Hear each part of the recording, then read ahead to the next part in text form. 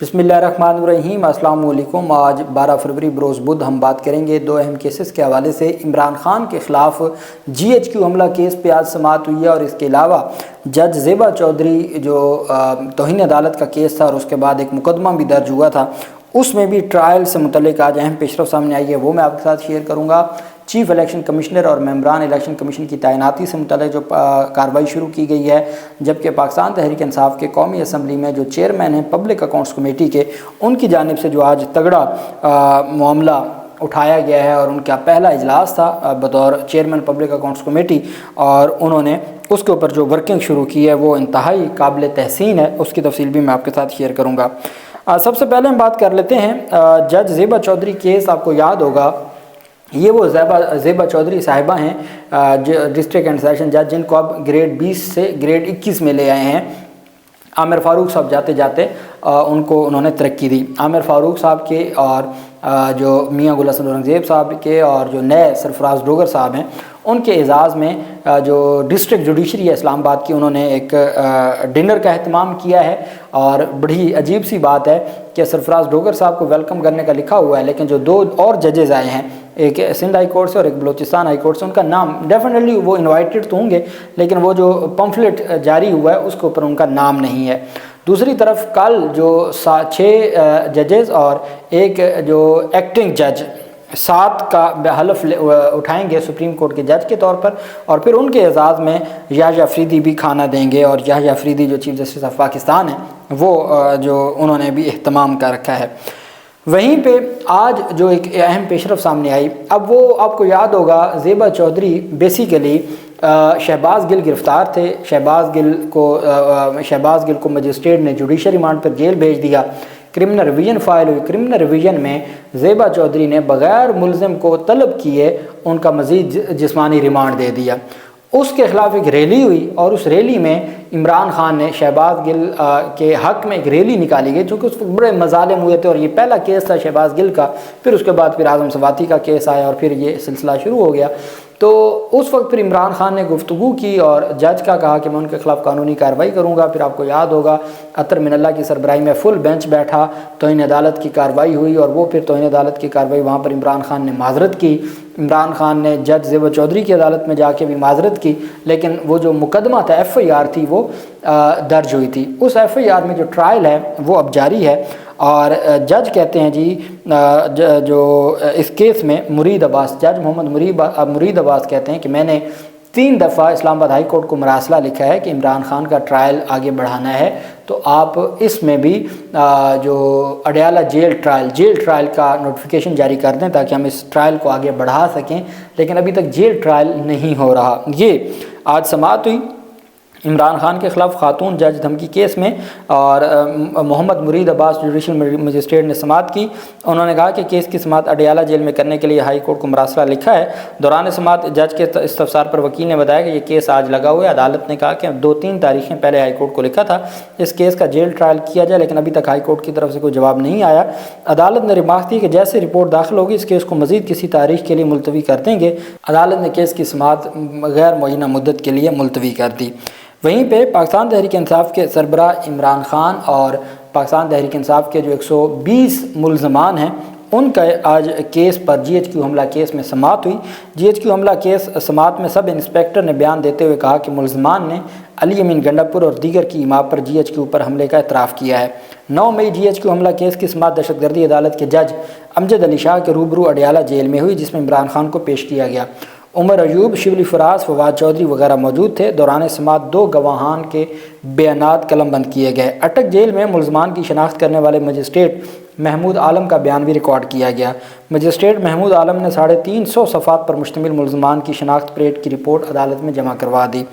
Case की समाअत के दौरान रावलपिंडी पुलिस के सब इंस्पेक्टर अहमद यार का बयान भी कलमबंद कर लिया गया और उनका जो बयान है वो कलमबंद किया गया। और अदालत में तफसील गिरफ़्तार मुल्ज़मान ने बयान दिया कि दोनों PTI रहनुमाओं ने उन्हें शहरियार अफरीदी और अली अमीन गंडापुर के गिरफ़्तार मुल्ज़मान ने शहरियार अफरीदी और अली अमीन गंडापुर की इमाम पर GHQ हमले का एतराफ़ किया। गिरफ़्तार मुल्ज़मान ने बयान दिया कि दोनों PTI रहनुमाओं ने उन्हें GHQ जाने का इश्तियाल दिया।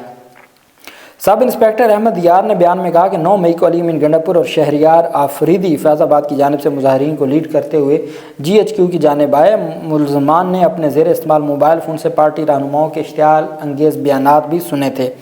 समाअत के दौरान मुलजमान से बरामद मोबाइल फ़ोन, पेट्रोल बम, डंडे, जले हुए टायर और उनकी राख, उनकी राख भी जो है वो उसको भी बनाया गया है केस रिकॉर्ड।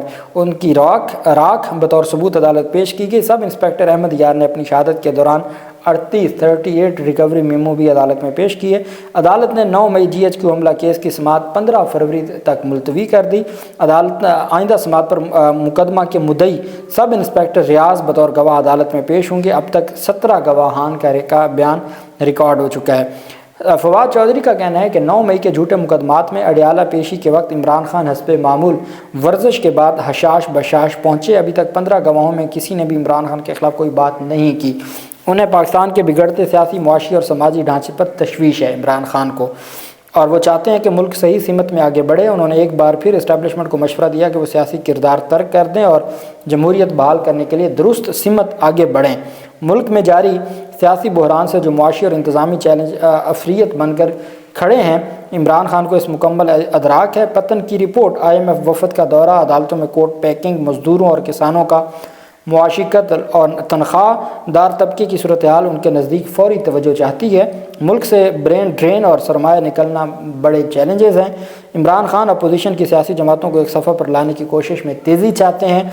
हुकूमत पर दबाव बढ़ाने के लिए अगले लाए अमल का ऐलान करने की भी तैयारी कर रहे हैं। ये फवाद चौधरी की जानिब से स्टेटमेंट दी गई आज इमरान खान से मुलाकात के बाद। उन्होंने कहा जी कि ये तमाम चीज़ें इमरान खान की जानिब से की गई हैं।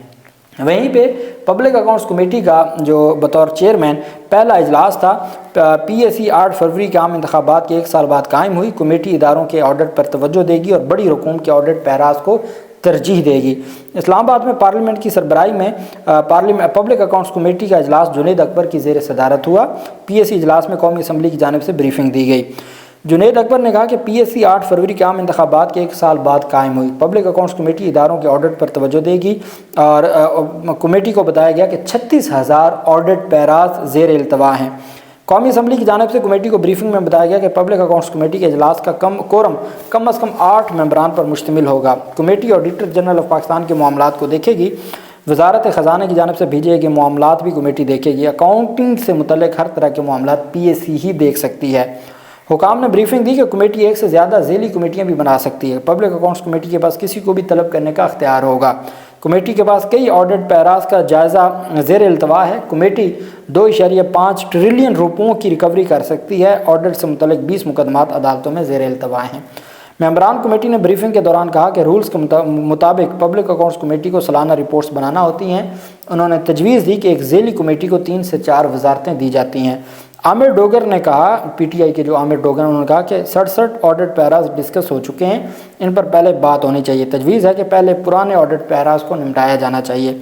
तारिक फजल चौधरी ने कहा, मैं यकीन है कि हम मिलकर बैकलॉग जल्द ख़त्म कर लेंगे। उन्होंने कहा कि PAC इस तरीके से चले कि कोई चीज़ बार बार डिस्कस ना हो, ताकि हम अवाम पाकिस्तान का पैसा है उसका एहतसाब कर सकें, क्योंकि ये बहुत अहम कमेटी है और यही कमेटी है जो तमाम मामलात को आगे बढ़ा सकती है। और अब देखना यह है कि ये सारे के सारे मामलात किस तरफ जाते हैं।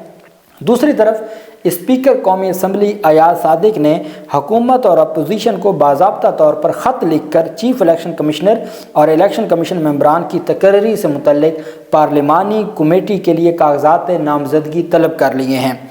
ऐवान की कार्रवाई के दौरान जो उमर अयूब की जानिब से उठाए गए मुख्तलिफ नुकात का जवाब देते हुए उन्होंने कहा कि नामजदगियाँ मौसूल होने के बाद पार्लिमानी कमेटी तश्कील दी जाएगी।